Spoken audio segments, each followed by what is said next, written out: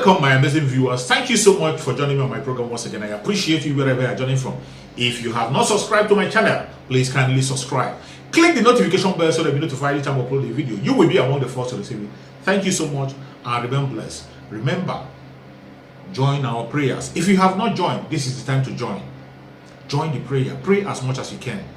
We are making headways. A lot of miracle is happening. If you have not seen it now, watch closer. You will see it, and more are going to happen. Today, I want to share with you a very important video. For those who are asking, what is Mazi Nnamdi Kanu doing? What has he been doing? What is IPOB doing and what have they been doing? I want to showcase to you what Mazi Nnamdi Kanu has been doing and how far he has gone. Mazi Nnamdi Kanu is not just making broadcasts. He's not just making a rhetoric. I'm going to share with you a very important video that was made by our brother Simon Ekpa. Simon Ekpa was able to reach out to the international lawyer that is handling the case of the Biafrans. An international lawyer that Mazi Nnamdi Kanu have consulted to handle the case of Biafra, to bring to book these very janjaweed that are killing us on a daily basis. Mazi Nnamdi Kanu has done a wonderful work. So many that you cannot hear about. He doesn't brag about it, he doesn't talk about it. But thank God for our brother Simon Ekpa. He was able to bring this man to speak to us and let us know how far Mazi Nnamdi Kanu has gone with IPOB struggle, with Biafra struggle, and what he's doing. Let us watch what the man has to say. Are doing to make sure we bring the Nigerian government to book for crimes against indigenous people of Biafra, for crimes against humanity, for war crimes and whatever crimes that the ICC may see deem fit. On this note, without wasting any of your time, what you have to do is to share. If you are watching from Enter Biafra, you stick there. For those of you watching from YouTube and other social media platforms, you make sure you share and let everybody come and listen, so you don't allow somebody to tell you. And it is very, very important that you listen to it live, first-hand information. Our own is that we do it a show. So before going further, I would like to introduce our guest. I would like to introduce our guest, and Dr. White. Good evening from here. Good evening, Simon, and thank you so much for having me. I appreciate it, and welcome all Biafrans listening. Thank you very much. Thank you very much. It is an honor to have you here, and can you give an opening speech to Biafrans to know what you are doing, where we are, and where we are going? Absolutely. For those of you that don't know me, I've been in the human rights investigation and justice and accountability for several decades.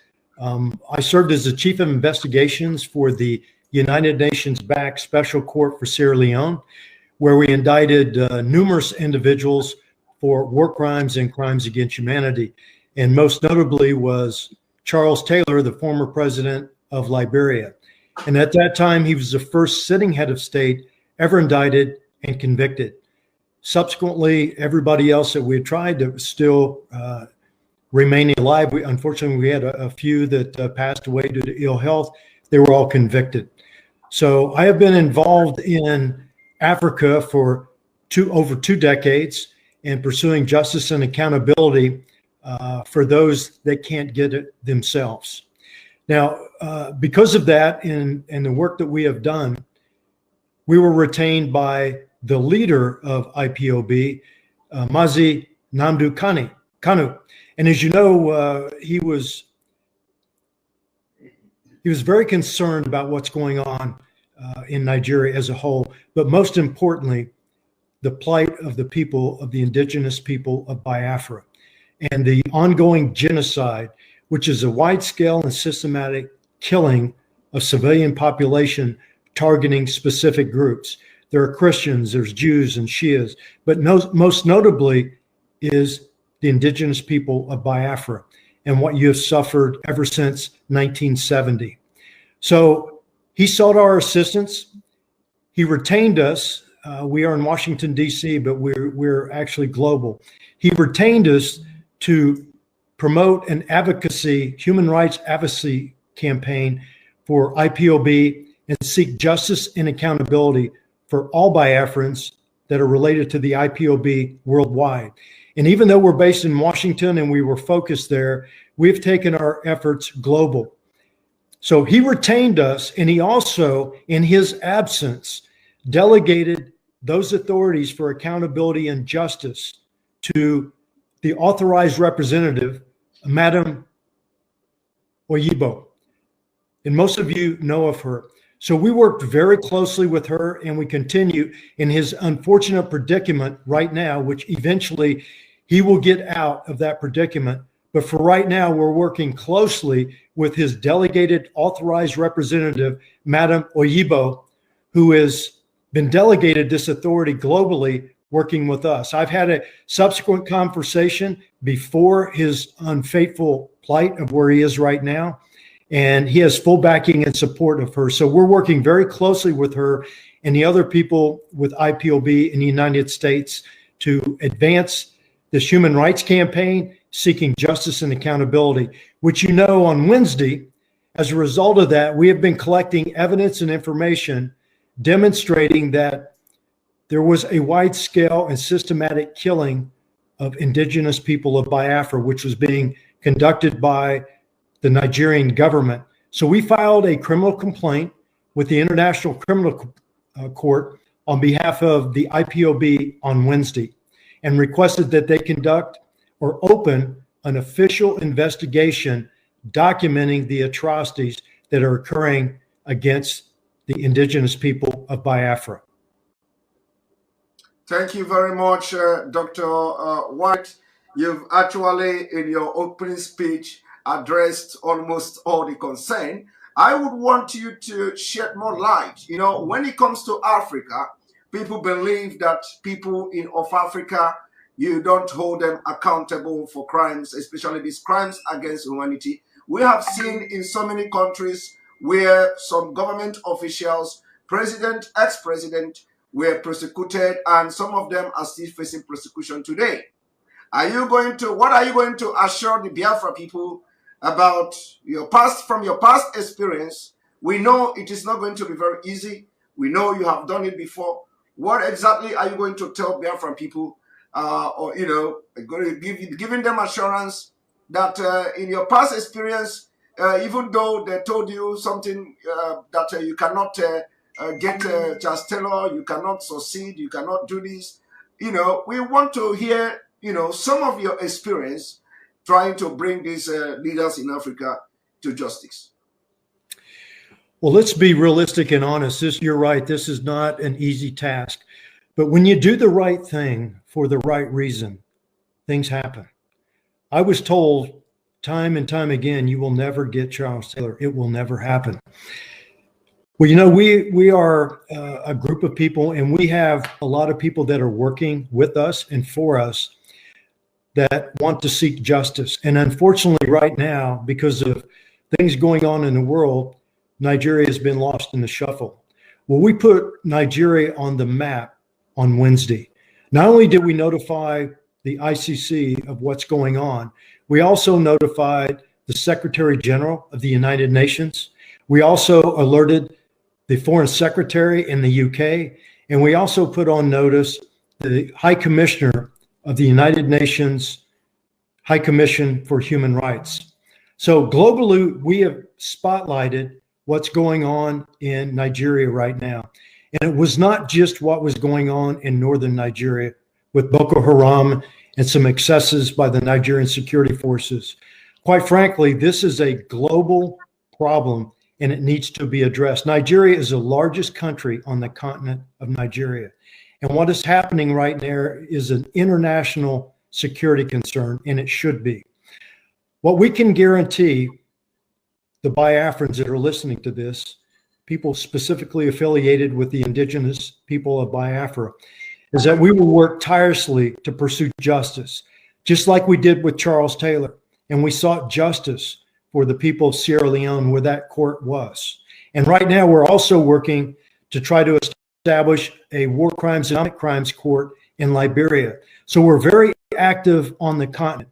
And right now, because Nigeria cannot police its own, and it is a signatory to the International Criminal Court, the Rome Statute, the International Criminal Court, in my opinion, has no other option but to open an official investigation and investigate and prosecute those crimes.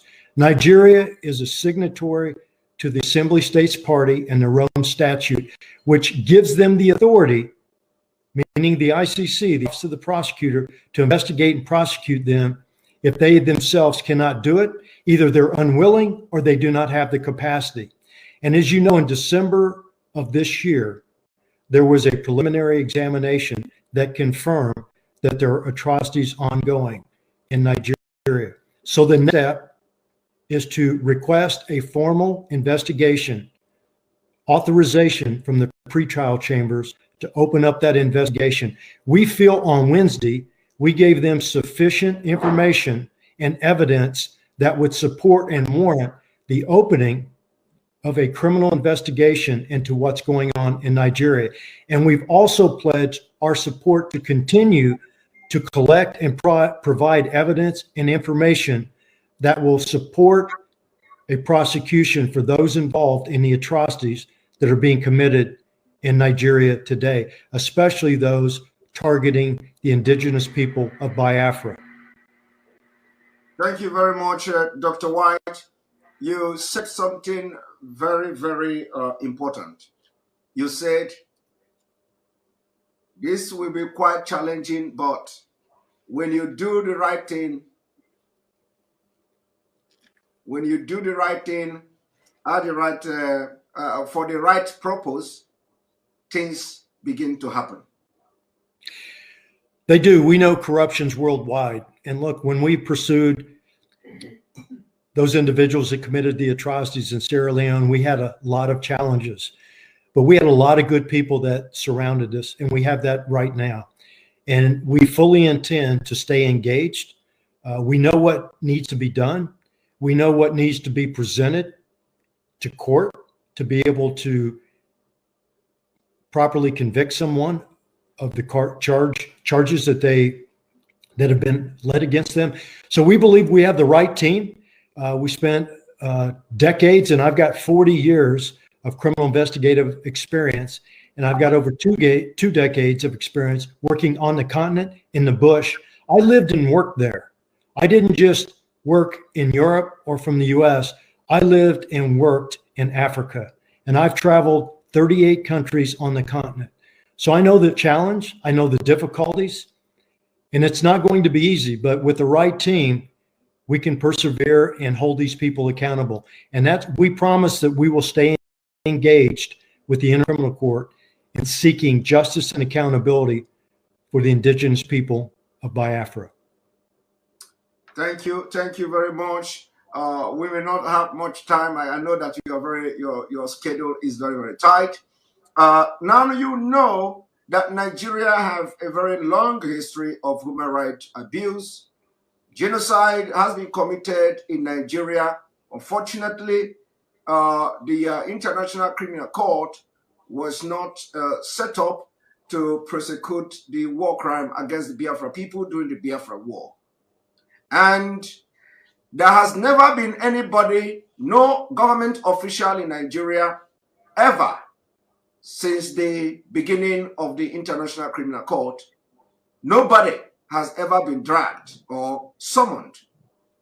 No Nigerian has been summoned by the International Criminal Court. That is not to say that some people has not filed application. I don't know about that. That is not to say that international community are not seeing, reading, listening, watching the news of what is coming out from Nigeria every day. Do you think that with the step you and your team and organization are taking right now on behalf of the indigenous people of Biafra, we are going to see something different? Because you said you want the action taken so far, you have brought out Nigeria into the limelight, into the international community, And the torchlight is now on Nigeria because you have informed and put on notice the Secretary General of the UN, the ICC, those in the United Kingdom, those in Europe, and what have you. So are you saying that with this action and going forward, the world is going to be aware of the atrocities, war crime being committed by the Nigerian government? Yes, that's our intention, and that's what we had pledged when we met with the leader and discussed this. This is exactly what we've done, and our demonstrated past performance, I believe, supports that we can get the job done. It will take time. We have to manage expectations. This is an uphill battle, but we have the right team. We have the right people that know how to get this done, and we will pursue this on behalf of the indigenous people of Biafra. There have been other referrals, and you know that have been submitted, and they've been done in a noble manner, in a noble fashion. But you have to know what you're dealing with. You have to know how to collect this evidence. You have to know how to get this done. And it's very, very difficult. But we have done that.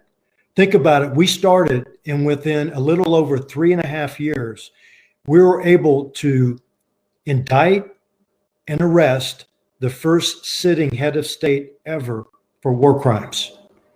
And literally 1 week later, we also, not directly with the court, but indirectly with the court, and we collaborated with him, we arrested his son, Chucky Taylor, in the United States for torturing many witnesses, but one of which was my witnesses. He was convicted, and he received a 97-year sentence for torture. So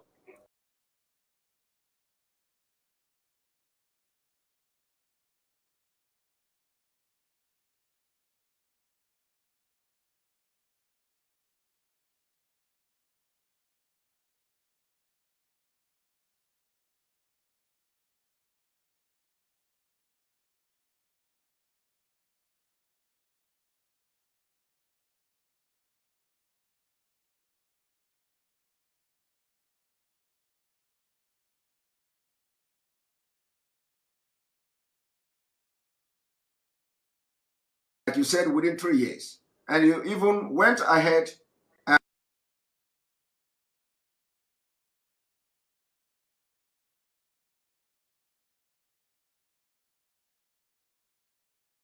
and succeeded in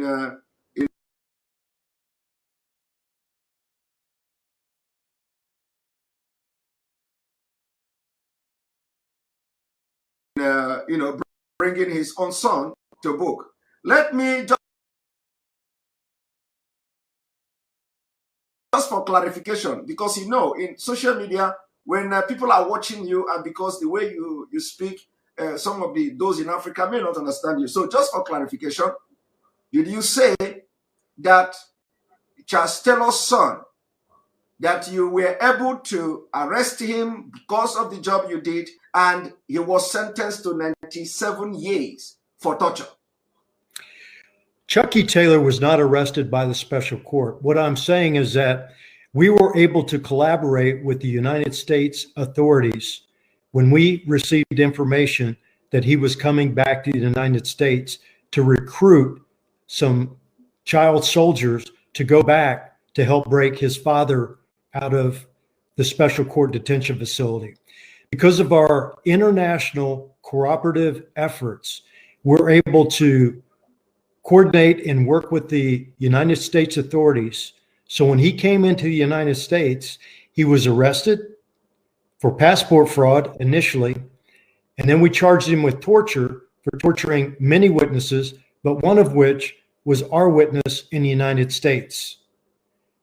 That was, we were able to arrest 2 Taylors within 1 week, separate locations. All I'm saying is that with the international cooperation and experience that we have, we were able to effect this arrest and subsequent prosecution. So there's multiple venues, multiple jurisdictions, but when you work collectively with people for the right reason, you can get a lot accomplished. Yeah, that's a very good clarification. I am more interested to know he was convicted for torture, right?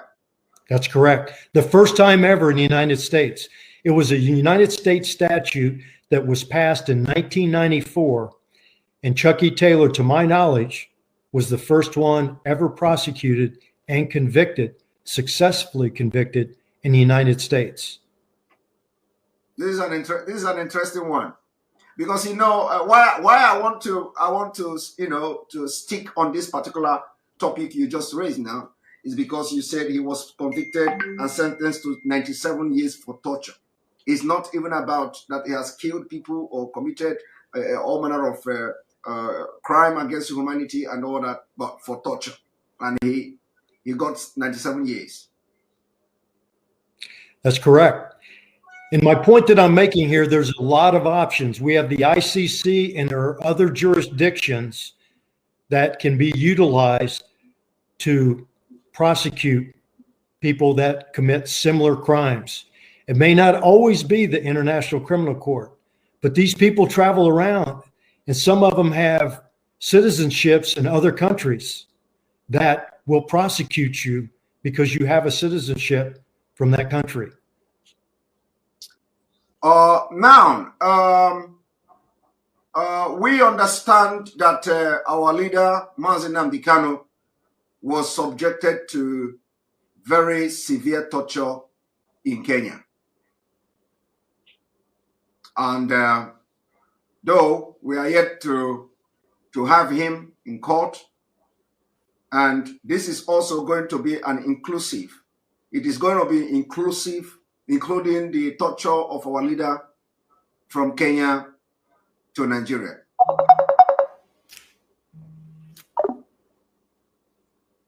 Are we also seeking to address the torture from Kenya all the way to Nigeria? Yes, we submitted a confidential referral that included all of that information. But what we can say publicly is we, in fact, did address that.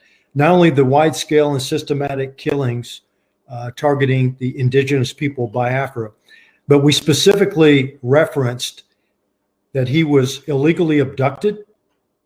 It's called an enforced disappearance, which means he was kept in a special detention, which is a violation. It's a crime against humanity.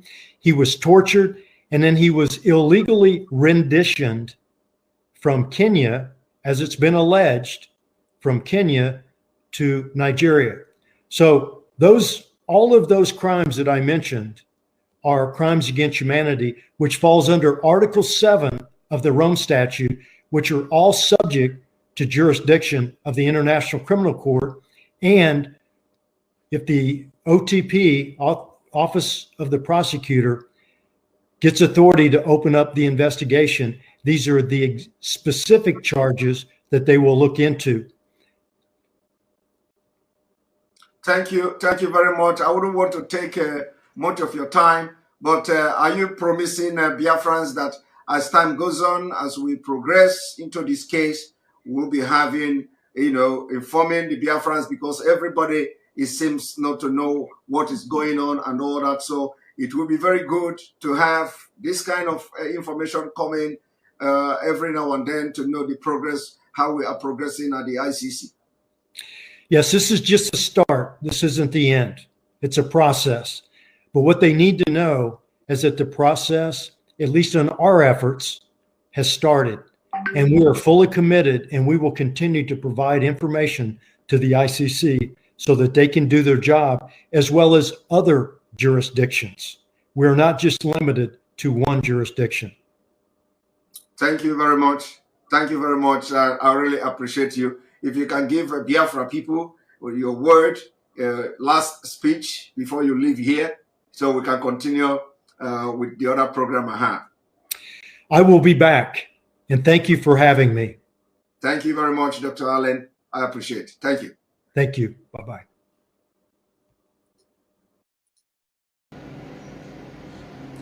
After watching this video, I know by now you will know that Mazi Nnamdi Kanu wasn't just talking. You will pray more for him, work more, continue to demand for his unconditional release through the sit at home if you can. That is the only force we have. Don't relent your offer. Don't allow anybody to push you behind. Don't allow anybody to cajole you. Don't allow anybody to use propaganda to push you around. Don't listen to gossip. Focus on the attitude of Mazi Nnamdi Kanu. That is the roadmap. The character of Mazi Nnamdi Kanu, that is the roadmap. I don't care whom you are, whether you are close to him, whether you have been with him for donkey years, whether you are what this or that. The most important thing that matters, the only roadmap we have now is Mazi Nnamdi Kanu. He is as white as snow. That is why we look up to him. Listen to his past messages. You will get every information you need.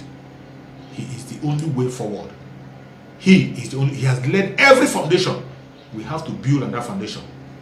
Apart from that, we're heading nowhere. You are now convinced that as soon as Mazi Nnamdi Kanu is in the Lord, may Chukwu Okike continue to bless him. May Chukwu Okike give him long life and prosperity. May Chukwu Okike give him good health. Bring him back to us very, very soon. We are waiting because it's obvious that he's coming.